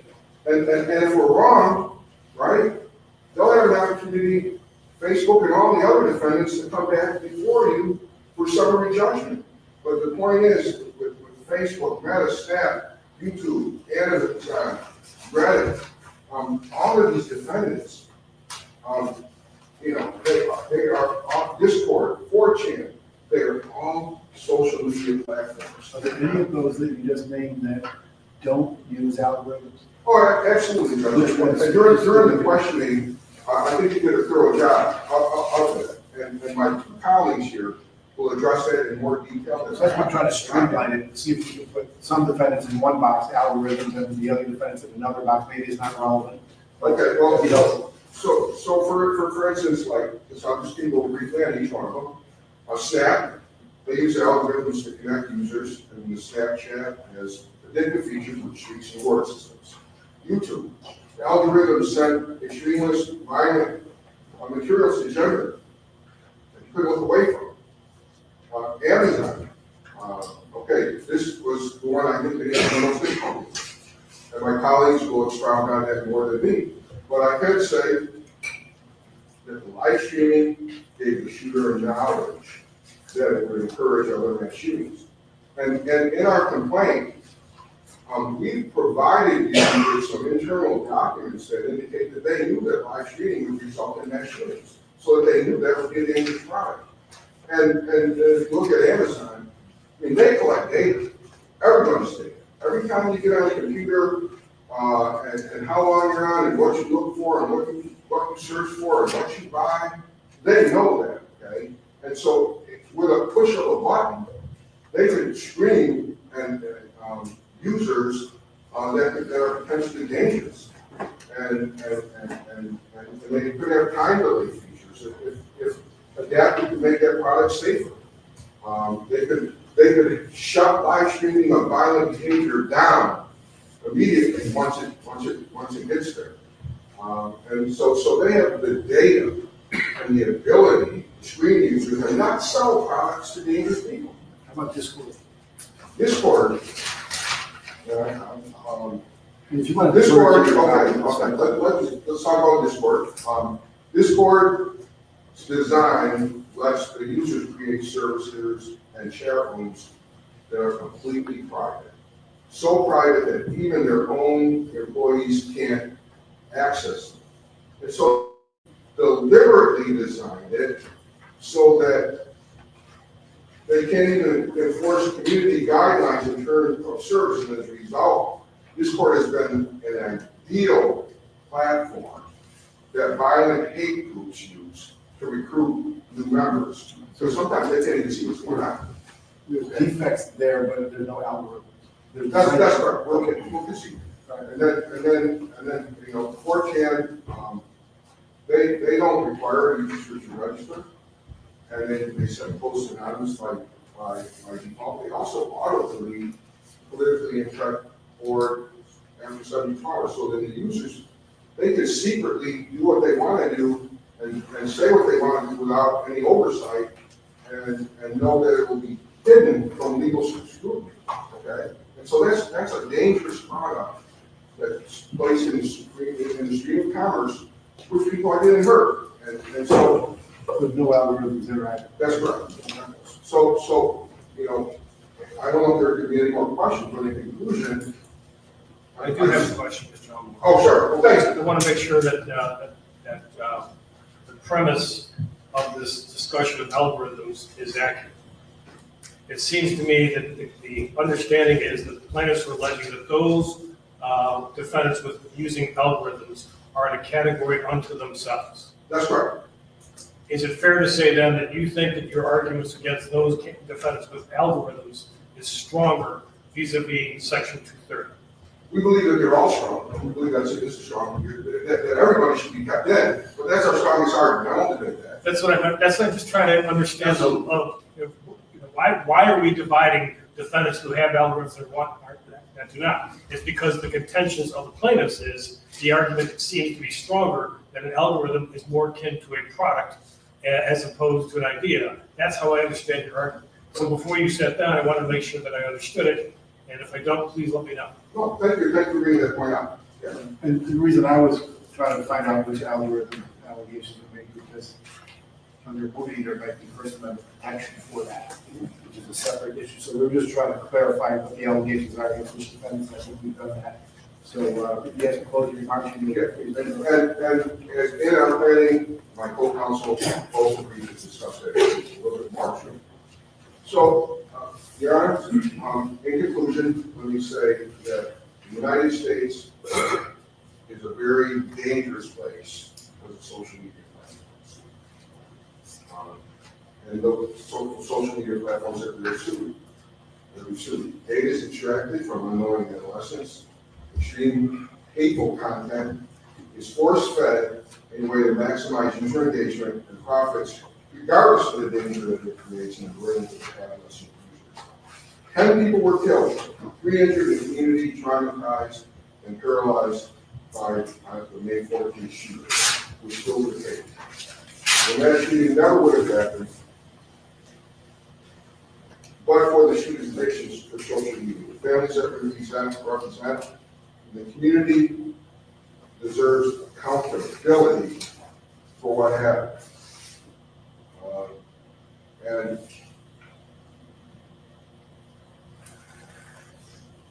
the other thing I could just mention about Twitch is that Twitch, their platform allowed and the contracts Twitch to have ownership of the live streaming and recording the hours as well. So that's more than just publishing content, but they became an owner. So that's another reason. So I want to thank you all for the courtesy of listening to us all, and the community that we represent has faith that you will give us every consideration. Thank you, Mr. Bellman. Mr. Chappelle is next.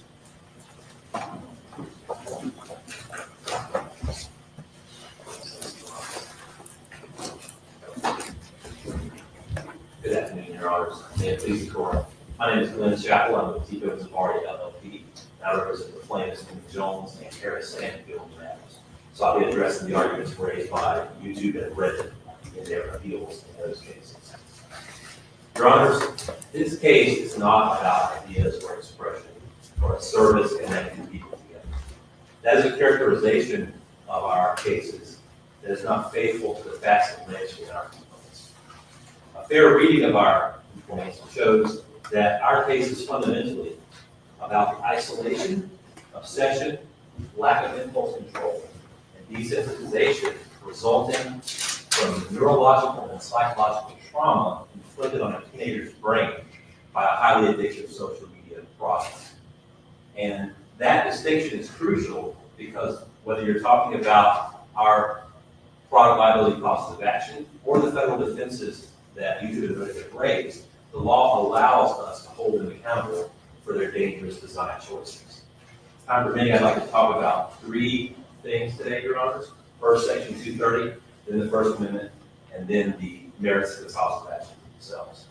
Starting with Section 230, Your Honors, there have been so many briefs in this case, at least a dozen or more. We've all done a deep dive in the large body of case law interpreting and applying Section 230 across the country. But I think it's really important in a case like this, it really is kind of the cutting edge of the law, and that presents unique facts and theories of liability to step back and really look at the overarching legal test that you're asked to apply when looking at Section 230. And that test is what the Schumann Court called the national consensus. And it simply asks whether the plaintiff is trying to treat the defendant as a publisher or speaker of third-party content. I want to make 2 points about that test that I think help guide the way for you as you reach your decision in this case. First, let's apply the test here. If you really want to get down to the meat of our theory of liability, I would suggest the court take a look at paragraph 445 of the Jones complaint, or paragraph 558 of the Stanfield complaint. It doesn't matter if it's right. In those paragraphs, we set out a list of 10 alternative and safer product design choices that YouTube and Reddit could have implemented to make a safer product. And what I think is crucial there is that not one of those 10 alternative design choices says anything about the type of content or ideas being promulgated on these platforms. Not one. Instead, they are all focused on prioritizing mental health over addiction and mitigating the impacts of excessive social media engagement, which is just another term for addiction. I think that's really critical because cases like Lemon versus Snap and Police versus Meta Platforms and many other cases like Home Away talk about the fact that when the plaintiff's duty that's alleged does not require the defendant to do what should only call the traditional publisher functions, which is publish, take down content, moderate, monitor content, or moderate content, then Section 230 does not apply. It's crucial because they can comply with the duties that we have set out under New York law without making any changes or suppressing any kind of content. Now, Counselor, what do you think would be, what's your best case on 230 from across the federal and state courts? Your Honor, I think the best case for us is Lemon versus Snap out of Minnesota. Right, now that case, that was the case where Snapchat has some ability to measure the speed at which somebody's traveling when they're snapping. Is that's the case? That's the case, correct, Your Honor. And here's why I think that case. That was communicated. That was an actual feature of Snapchat. And the young men were apparently, at school, go really fast and take a picture and shows how fast they were they ran into a tree at 113 miles an hour and died. That seems, was there any anything being expressed there by that mechanism which showed how fast everyone was? That communication in any way, shape, or form? I mean, I don't think it didn't depend upon third-party communication. And I do think, I will concede that the facts are a little bit different in Lemon versus Snap than they are here. But here's what I think is important about Lemon versus Snap and why I think it's our best case. If you look at the analytical framework that the court applied, they looked at two things. They said, one, does complying with the asserted legal duty require the platform to monitor or take down content? And two, they looked at product design legal duties, and they said those are not the type of legal duties that a publisher traditionally holds. And so that's where I think Lemon versus Snap is critical, because in this case, you know, the conduct that is design oriented that we are focused on in our complaints is both separate and separable from the publisher content the platforms engage in. Now, I'm not going to sit here and say that our complaints don't have anything to do with the underlying content. We talk a lot about the underlying content, but what the Calise court said is it's not dispositive whether the platform has to consider the content posted or whether the claims in some fashion are premised upon content. That's the but-for test that a lot of federal courts have rejected. But what they have said is that if the conduct at issue is so intertwined with publisher content that you can't separate, and Section 230 applies. I would argue that is certainly not the case here, because again, going back to that paragraph in our complaints that I keep going back to, they can comply without doing any kind of editorial function related to their content. If they choose to do so, it's by choice, but it's not required for them to comply with our cause of action. Moving forward on the Section 230 point, one other thing I want to point out is, you know, our case is premised upon an algorithm. And there have been cases that deal with algorithms, but they're a different kind of algorithms. What we are talking about here, what we allege is an unsupervised machine learning algorithm that does not implement some kind of human editorial choice. Isn't the Second Circuit in Force versus Facebook deal with that? And maybe MP versus Facebook, I think, as well, down in the South. And it wasn't this issue of, well, it's not an actual human being, like an editor or a newspaper doing it, it's an algorithm, so this isn't actually editing. Hasn't that issue been rejected by the Second Circuit in that 2-1 case? I don't think so. I think it's a little bit more nuanced than that, because certainly Force and NP did deal with algorithms, but algorithms serve different purposes. And what the algorithm in Force was doing, by my reading of the case, was that they were talking about an algorithm that implemented the operator's choices about certain content that they wanted displayed based upon some kind of judgment on the ideas or values within that content. I'll also point out that the only thing the Force actually addressed in terms of providing holding is they said that just because a platform uses algorithm doesn't mean that they are automatically excluded from Section 230. We're arguing the converse of that, which is when you use an algorithm that doesn't implement any kind of human editorial choice, then it's just a mirror reflecting back content to the user based only upon engagement. That is so far afield of any kind of traditional editorial choice that it's just far afield of what Congress intended in Section 230. And I think that kind of dovetails with the next point that I'd like to make about Section 230, which is that, you know, we're a long way from the days of 1996 when Section 230 was passed. In those days, you know, the internet was largely comprised of websites that hosted third-party posts or content. And a lot of the liability that was coming out back then was based upon objectionable speech or objectionable conduct. That is far afield from what we have here. What we are alleging is that these social media platforms have evolved. Technology marches on. And now we're dealing with a situation where this is an interactive interface that is operating much more like a product. And instead of just relying on people to go and look and search for content they're interested in, this is force-feeding content into their brains by an algorithm. Force feeding is one way, or giving people what they are want is another. I mean, you would acknowledge algorithms have a positive effect. If I go on to social media, if there's no algorithms and I go on, I'm gonna be probably sent stuff in Chinese and things that I have no interest in, right? I like cat videos. And I watch cat videos, they keep sending me cat videos, and I thank them for that. I love that. There's a beneficial purpose in this. Is there not? There's some thought that without algorithms, some of these platforms can't work. There's just too much information. So it has to be sorted in some way, does it not? Well, Your Honor, you and I are one spirit, because I love cat videos too.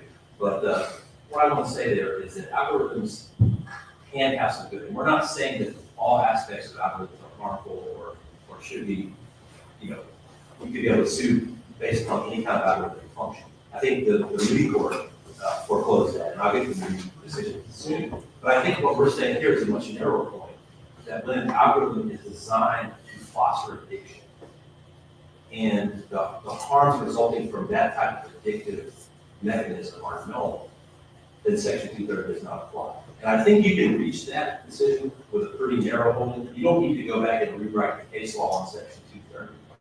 Because this is a pretty narrow set of facts we're alleging here. And I think a lot of the older cases where, my colleagues on the other side like to quote a lot of sweeping language, that's actually dicta talking about algorithms that are doing different things. If we rely on this addiction theory, we would have to disagree with the Fourth Circuit and MP. Because those were the allegations in the Roof case as well. He was addicted, he was radicalized and so forth. And they're not binding again, but we would to take a slightly different path, right? Well, so 2 points on that. I don't read MP as foreclosing addiction theory. And the reason why I say that is because while I do recognize that the allegations were very similar, what the Fourth Circuit actually said, what it's holding in MP, was that the plaintiff's theory was the internal architecture of social media sites purposefully direct hate speech to persons in decline. That's a little bit different.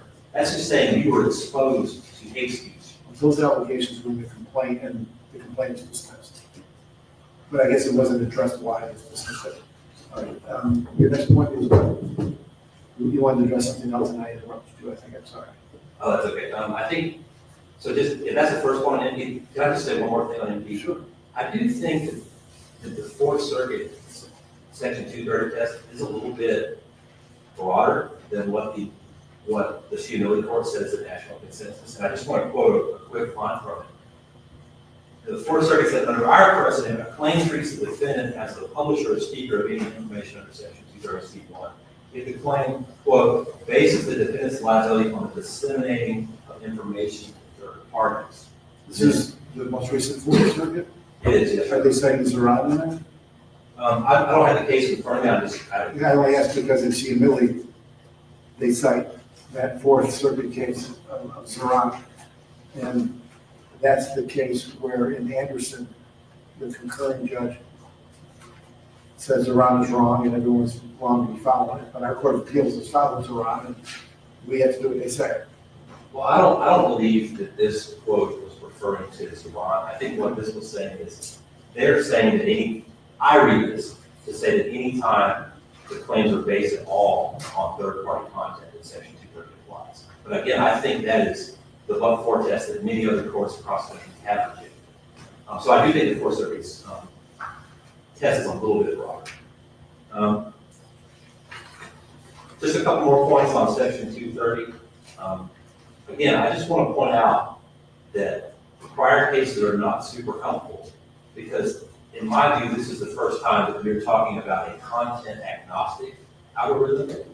It is not making any kind of judgment based upon the ideas expressed in the content. It's not based upon, what the platform thinks the user would like or what the platform thinks is best or suitable for the user. It is purely a mirror focusing back through machine learning on what it thinks will prevent the user from looking away. And I think even though the Moody case was not a Section 230 case, it did a very helpful analysis of the distinction between editorial conduct and other conduct. And that is the exact type of algorithm that both majority and Justice Barrett went to great pains to point out as being different And so I think that is a useful framework for section 230 as well. And that's a good segue to the First Amendment as well, so I'll turn to that. Again, I want to zoom out a little bit to the starting point, which is you have to determine first whether the activity that is sought to be regulated is expressive in nature. I think a good case that helps guide the way there is the 11th Circuit's decision in Burns versus Town of Palm Beach. That is the architectural design case, where the 11th Circuit was looking at whether certain architectural features were covered by the First Amendment as expressive or not. And what the court looked to there is they asked whether a third party viewing those features would reasonably see some kind of message or expressive purpose in those features. I think that is helpful here because what we are targeting, again, is that content agnostic algorithm that is driven based purely on engagement, aka addiction. And so applying that rubric here, I don't think a reasonable person looking at these algorithms would think that the platforms were trying to promote any kind of their speech or third-party speech in a particular way, because it's all driven by what the user has interacted with before, not based upon any kind of content choices. Again, I will come back to Moody now, because that's the key thing. If you look at the majority's decision in Moody, what the court was really separating out was the fact that the algorithm there was helping implement the terms of service to help disfavor or remove content that the platform operators thought was unsuitable for the platform. That is an editorial choice, and that is covered by both Section 230 and at least the Supreme Court thought had an expressive element in it. But here we're talking about no human editorial judgment being made. So I think we fall squarely within that second set of algorithms being discussed. A second point on the First Amendment, Your Honors, even if you disagree with us and you think that there is some First Amendment protection here, that does not mean that we lose at the pleading stage. We discussed in our brief the fact that if you're going to find that the First Amendment forecloses these claims, whether you're applying strict scrutiny or intermediate scrutiny or some kind of other rational basis review or something, at some point you're going to have to weigh the interests of the state in promulgating these common law tort claims against the impact on speech. We have not. We have barely briefed that. The defendants have barely briefed that because we are at the pleading stage. So even if you think the First Amendment applies, I think we have alleged enough based upon moving the other cases to get into discovery. We think we're top of that discovery. Finally, Your Honors, moving to the New York claims, I'll just make 2 points. It's been a long day for everyone. First, these are products. The guiding line is the Children's case that we've all talked about today. It's not the case. Got reversed on that case, so I'm quite familiar with that. So I won't have to read the facts. There you go. The bottom line is the court there, and looked at the third statement factors for profit, determine whether something is a product. It emphasized the 3 factors: control, financial benefit, and who is in the best position to remedy the harms. We have alleged that all of those factors support finding these to be products here. There's no question that they have control over these algorithms. They're the only ones that even know how they work exactly. They're the only ones that can change them. They make billions of dollars for keeping people hooked to these platforms, regardless of the cost. And they are, because they control the algorithms, they're the ones that can remedy these risks. There's one other observation from Trowilliger, though, that I'd like to point out as well. It's a little bit of a limited opinion, page 500. And the court there said, the Court of Appeals says, things are considered a product, quote, when the context of their distribution and use is sufficiently analogous to the distribution and use of tangible personal property. We've alleged that here too. And in fact, the Trowilliger court said that even electricity can be a product when it fits that bill. So here, we're talking about a product that is downloaded onto someone's phone from the App Store, installed on their phone.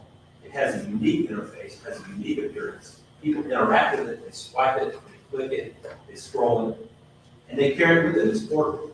This has all the features of a product, like a tangible product someone would carry around. And so there's no basis for distinguishing the social media platforms based upon religion. Second point, I'd like to make, this goes Second to the last point. Second, I thought you were wrapping up there, but oh, I apologize, Your Honor. Last one I'll get. It's been a long day, like I said. I just want to make a point about reasonable foreseeability, proximate causation. If you go back to Terwilliger again, you can see that's one of my favorite cases to date. The court there said, page 495, that whether you're talking about strict liability claims, whether you're talking about negligent design claims, all of those are rooted in the same principles of reasonableness and public policy at the heart of any traditional negligence action. I think that's important because in New York, the proximate cause inquiry is not well suited for these categorical rules, whether the use of the product was lawful or illegal, whether the harm from the product was directly inflicted on a bystander, or whether it flowed through another person. What really binds the case all together, in my view, Your Honors, is reasonable foreseeability. And I believe that we have alleged enough to establish reasonable foreseeability here, because we have alleged several groups of things that show that the platforms knew or should have known the risks here were real. One, we cited pages and pages of publicly available research on the effects of addictive social media use. We talked about the effects of isolation, desensitization, and lack of impulse control. And we tied that with public research to acting out in harmful ways and radicalization. We also cited, or we quoted, quotes by many executives and former employees of the defendants, where they acknowledged that they intentionally designed these products to addict, although they were aware of the addictive nature and potential harms of those products. And we mentioned the 2020 Christchurch shooting in New Zealand, where the government of New Zealand found that social media addiction played a significant role in that mass shooting, which was religiously and racially motivated as well. So we think, based on the facts alleged, we have made a prima facie case that the harm here was reasonably foreseeable. Unless the court has any other questions, I will go back to the rest of my time. thank you very much. Ms. Keller, you have the last word.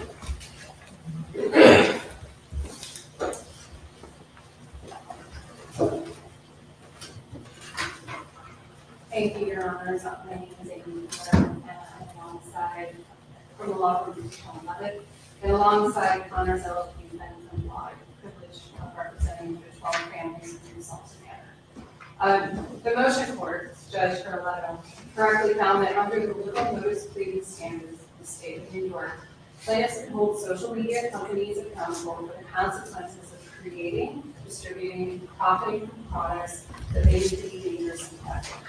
The very real consequence here, adolescent addiction, which led to isolation, withdrawal, and eventually violence.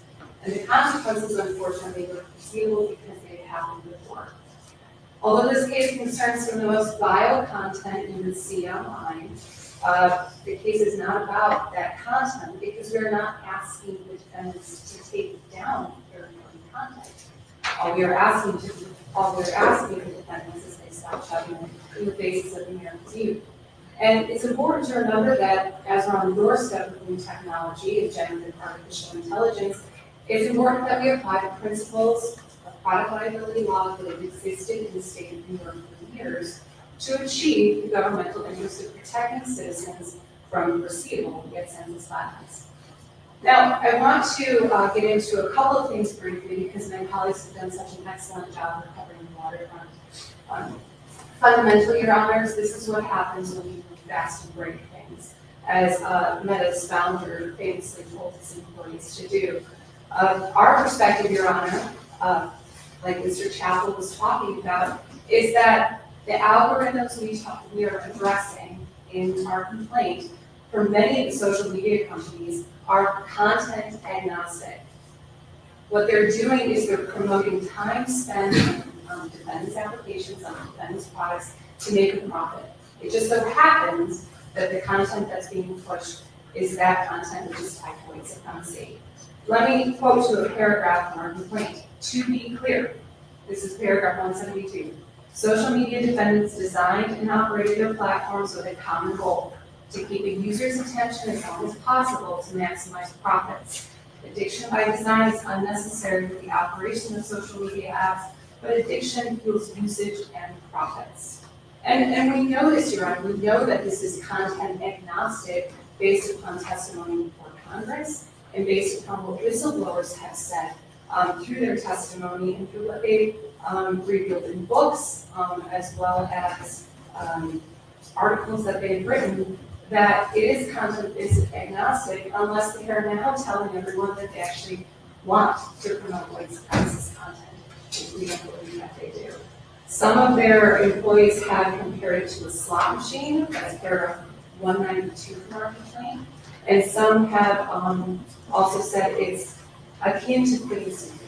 And So importantly, you would argue that pushing cat videos, as you say, is, that's not protected by 230 or under the First Amendment either. It just doesn't seem that it's harm yet. well, and Your Honor, we're not here based upon tactics, right? So, yes, we do have to acknowledge that at some point along the causal chain, we're dealing with content, but we're not suing social media companies because of content. There's in fact a whole multi-district litigation dealing with the addiction issue right now happening in California, which we cite to, where Judge Siobhan Gonzalez Rogers actually found that these things are products. This is a products analysis, right?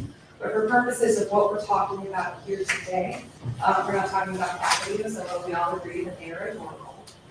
We are talking about the addiction, which led to isolation, and allowed the shooter to become radicalized. That's part of the chain of causation, which we cannot deny.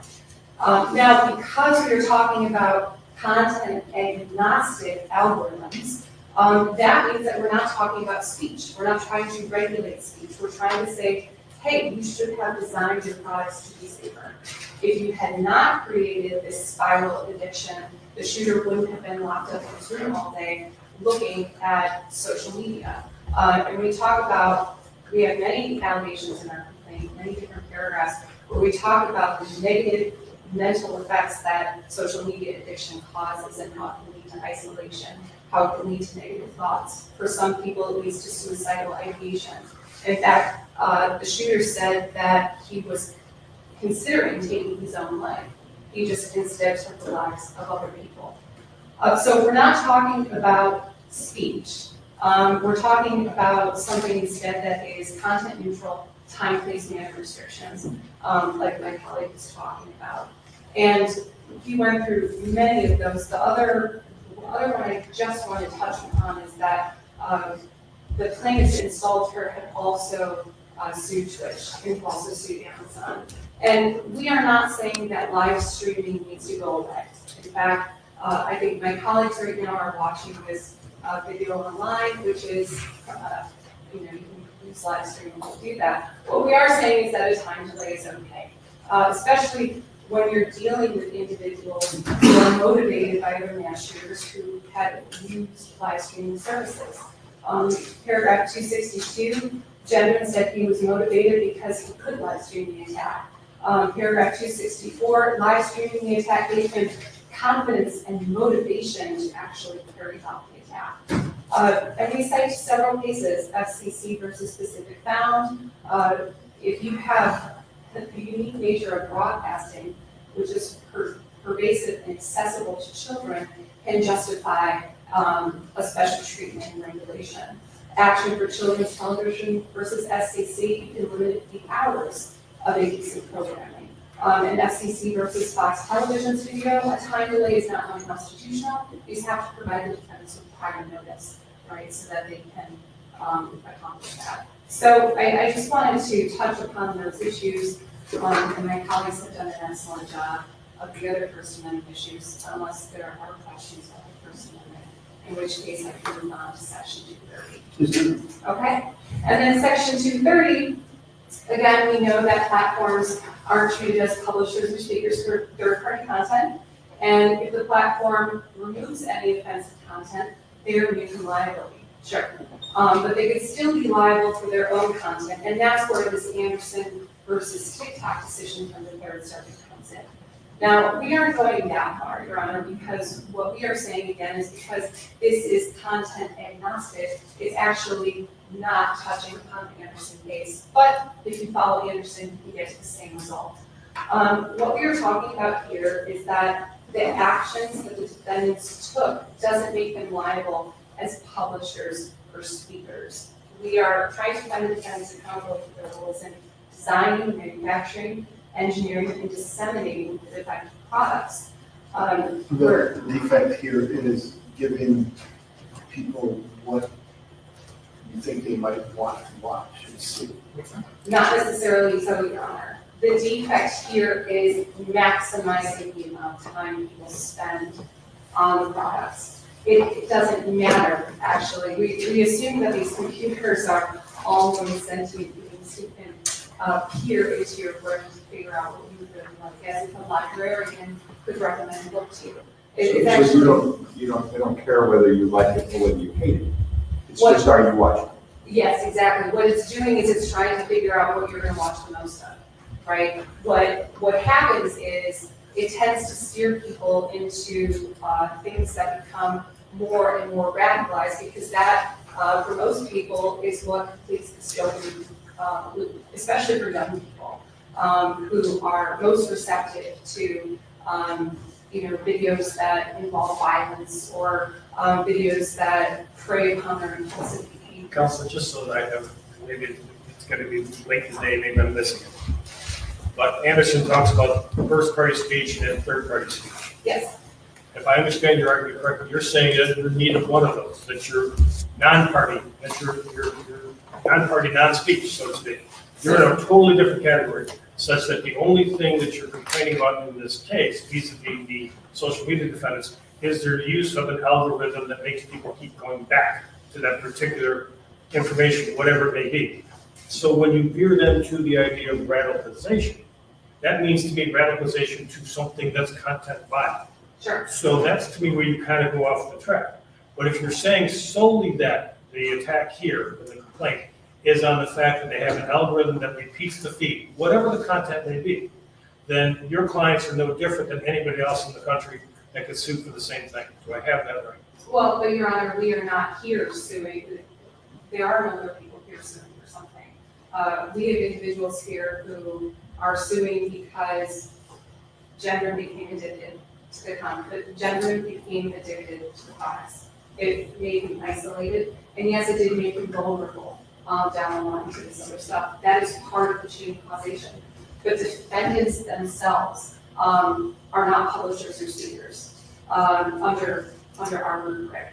And defendants have actually created defective products akin to what we see in Lemon, which my colleague talked about, akin to what we see in Doe versus Internet Brands. That was the Model Mayhem website where two attackers lured a woman to a fake audition and then raped her. Then we have Ada versus Illegal. That's a chat room developer, right? Where you have a defect where they connected an 11-year-old child to individuals seeking to take advantage of and harass that child. And then you have Bauer versus Arms List, which again is talking about another defective design regarding a gun block in an illicit store. So we are talking about The algorithm is, starting up again, but I just need to get it in my head one way or another. But as I understand your argument, the algorithm is in itself actionable, irrespective of the content that it communicates. That's correct, Your Honor. And then eventually, as you go down the chain of causation, you get to the shooting. And that Your Honor makes this different from the supplemental authorities that were submitted to Doe versus Grindr. In that case, the court held merely provided the forum where harmful conduct took place cannot serve to impose liability on who provided. We're not talking about merely providing the forum here. And then Miaska versus ByteDance, plaintiff said that a child died because TikTok failed to adequately monitor and remove suicidal content. We're not talking about monitoring and removing. We're talking about the fact that the algorithm itself made the content addictive. My colleague also went through and talked about the different ways in which other products are effective, right? Because we have Alphabet is YouTube, which has the algorithms in it. Meta, again, which has the algorithms in it. Twitch, we talk about the defect being the live streaming, how, it's okay to put in a time delay, that's what we would ask for. Snapchat, that's an ephemeral messaging system available to teens, which exposes them to danger because of poor impulse control and decision-making skills. Discord is a communication platform that's unregulated and exposes young users to dangerous experiences. Reddit has upvoting and karma, which we talked about, creating feedback with paragraph 469. And then 4chan, we talked about registration, and individuals can post with anonymity. We talked about that in paragraphs 473 through 76. So there are specific different types of defective designs that we talk about with each one of the defendants. Most importantly, you're hitting on the algorithms, which I would agree with my colleague that that's probably the top of the liability. The other thing I wanted to talk about, there were two more things, I apologize. Software being good. When we look at the availability of software, you may remember going into maybe a CompUSA and buying a package which had software inside of it. That was really good. Now with advancements in the internet, it is not 1996 anymore. You can actually download that software onto your phone. And we know from Communications Bureau versus Warburg Communications that software can be a good for purposes. Product, you mean? When you say good, you mean product first? Correct, so it can be a product. It is considered a good for purposes of the UCC. We think that lends itself to be a product as well. If you look at the Warner Communications case. In terms of duty, we were talking about, do the defendants owe a duty to the general public for, their products here? And in our brief, we talk about launching the force or an instrument of harm. When an entity does that or when a defendant does that, it owes a duty to act carefully. Well, I would highlight, Your Honors, that defendants' own executives will not allow their children to use these products, as we allege in paragraph 180 of our complaint. We state perhaps most tellingly about the negative effects that social media has on children. Tech moguls do not let their children use social media. I think that tells you all you need to know about the instrument of harm and the effects that it can have on society. Unless Your Honors have any additional questions, I would just, and one final thing, Your Honor, I'm so sorry. You asked about sharing links with some of my colleagues on the other side of the aisle. We have claims for unjust enrichment based upon the right of personality, the right of one's own personal information. We cite a couple of cases on that.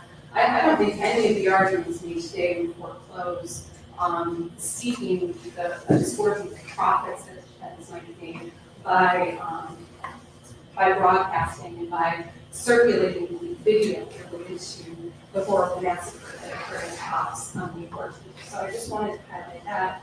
And in closing, Your Honors, I really want to emphasize that we are at the pleading stage of this litigation. And we talk about a horrific event that happened on May 14th, but it's important to remember that that event did not begin with a massacre of innocent people. It began when an adolescent boy started to go down the path of addiction to what we believe are dangerously defective products, which led to a chain of causation that eventually led to the murder of all these innocent people. And Your Honor, unless you have additional questions, I would ask that you withdraw the motion reports. Thank you very much. So we'll stay in recess.